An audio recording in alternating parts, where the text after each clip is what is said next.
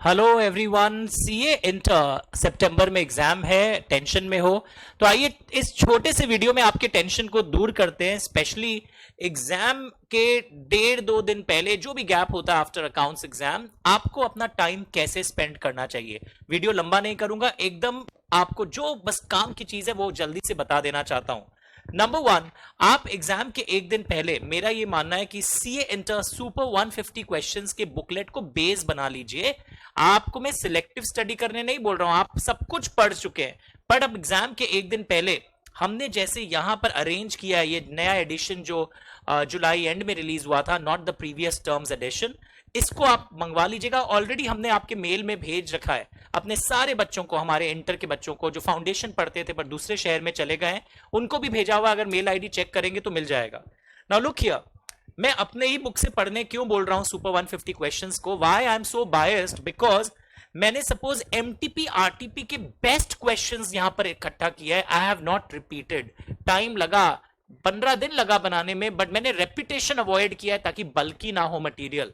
मैं अपने से ही पढ़ने आपको क्यों बोल रहा हूं, मेरे मैथ से, बिकॉज यहां आंसर्स लिखने के समय मैंने एज पर द रिक्वायरमेंट जो जो आंसर में एग्जामिनर वर्ड खोजेगा, जो वर्ड्स में स्टूडेंट्स गलती करते हैं, वो यहां पर सब हाईलाइट किया आपके लिए ताकि आपके आंसर्स बहुत अच्छे लेवल के हों।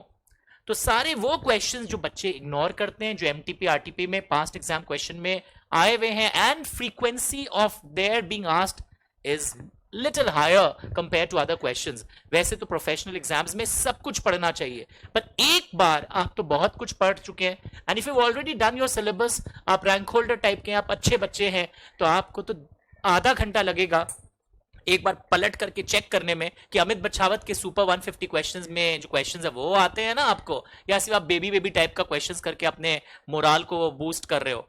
तो हमें एक्चुअली एक टेस्ट करना पड़ेगा that actually we know those things which are going to be asked और नॉट।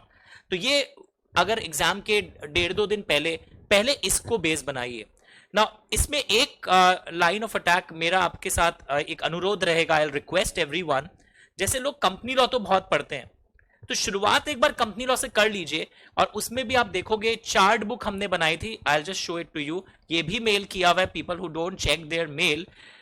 चार्ट बुक, ये रहा चार्ट बुक भी हमने बनाया था। यहां पर आपको हर चैप्टर का चार्ट बुक में आपको यहां रेफरेंस मिलेगा। Why I am again referring that you should follow my chart book.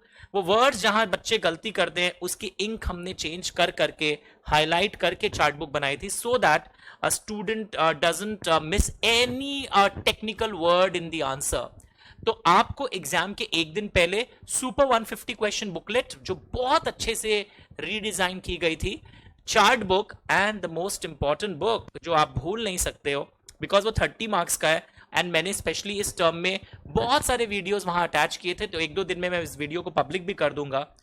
That is MCQ booklet, जो मेरा नया वाला एमसीक्यू बुकलेट था। स्पेशली मैंने इंटीग्रेटेड एमसीक्यू मैट सीए इंस्टीट्यूट वाले और सारे वाले यहां पर आपको सॉल्व करवाया था। एमसीक्यू बुकलेट में भी आपने पढ़ते वक्त मार्क कर रखा होगा कि ये वो क्वेश्चंस हैं जहां मैं गलती कर सकता हूं, तो ये वाले एमसीक्यू बुकलेट भी आपको करने हैं।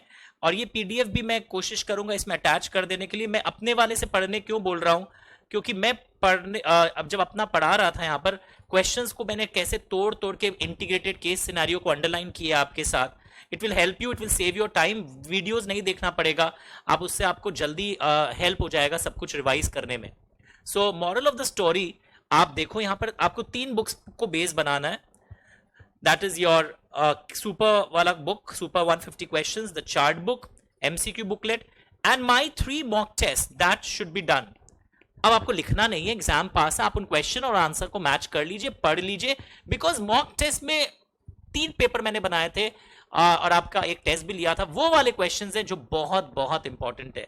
सो 3 mock test, MCQ booklet, chart book and super 150 questions booklet, these should be done. इनको आप टर्न करिए, ई बुक है तो आप उस पीडीएफ को नजर डालिए ना। How you should divide your time, मेरा ये मानना है कि ये जो 4 चैप्टर्स है ना, ये आपको पहले करने चाहिए। Interpretation number 1, general clauses number 2, FEMA, LLP and foreign company. आप देखोगे, मुझे पर्सनली लगता है यहां से 35 मार्क्स के आसपास का हलचल मच सकता है। ये 35 मार्क्स, 40 मार्क्स आपके इन 5 से आने वाले हैं। कंपेयर टू 35 टॉपिक्स जो मैंने सब टॉपिक्स क्रिएट कर दिए। तो ये 5 आपको कर लेना चाहिए पहले। पहले क्यों करने बोल रहा हूं, लोग आपको बोलते होंगे पहले कंपनी लॉ करो, मैं दूसरा अप्रोच ले रहा हूं आपके लिए, बिकॉज ये एक दिन आप वो 1.5 दिन पहले करोगे और एक दिन वापस सुबह एग्जाम वाले दिन करोगे, तो आपको 2 रिवीजन 2 ओवरव्यू करने का मौका मिल रहा है, तो जिससे वो वर्ड्स आपके जो छूट रहे थे वो नहीं छूटेंगे। तो पहले आप इन 5 को कर लीजिए, उसके बाद आप बाकी वाले को कर लीजिएगा। यही सेम अप्रोच मैं जनवरी वालों को भी बोलता हूं, मतलब जब भी एग्जाम हो सितंबर जनवरी, यू शुड रिमेंबर दैट पहले ये 5 करिएगा मेरा एडवाइस समझते हुए, because this requires 2 revisions even in those 2 days.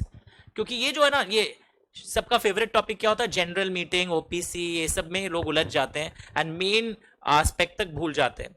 उसके बाद कंपनी लॉ पढ़ने का जब मन करे ये 1.5-2 दिन में, तो पहले आप डिविडेंड,